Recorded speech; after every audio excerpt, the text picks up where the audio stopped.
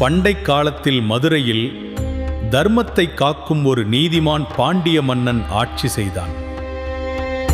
மக்களின் நிலையை அறிய அவன் இரவில் மாறு வேடம் பூண்டு நகரைச் சுற்றுவான். காசிக்கு புறப்பட்ட அந்தணன் தனியாக இருக்க அச்சப்பட்ட மனைவியிடம், நம் நாட்டு அரசன் இருக்கிறான் மதுரையில், உன்னை காக்க என்றான். அதை கேட்ட மன்னன் மகிழ்ந்தான். அந்த நம்பிக்கையை காக்க வேண்டும் என்று உறுதி எடுத்தான். அந்தணன் காசிக்கு சென்ற பின் அவன் மனைவி பாதுகாப்பாக உள்ளாளா என்று மன்னன் தினமும் கண்காணித்தான். ஒரு நாள் அந்த அந்தணன் திரும்பி வந்தான். வந்தது அறியாமல் ஆண் குரல் கேட்டு மன்னன் அப்பெண்ணை சந்தேகித்தான். கதவை தட்டினான் அரசன். உண்மையை உணர்ந்தான்.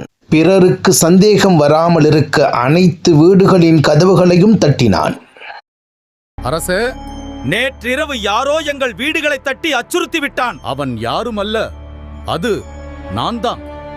நல்ல எண்ணத்தோடு செய்தாலும் உங்களுக்கு துன்பம் தந்தது இந்த கை.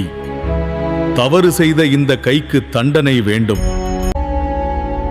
உங்களுக்கு துன்பம் தந்தது இந்த கை. தன் தவறுக்கு தானே தண்டனை அளித்து தன் கையை வெட்டிக் கொண்டான்.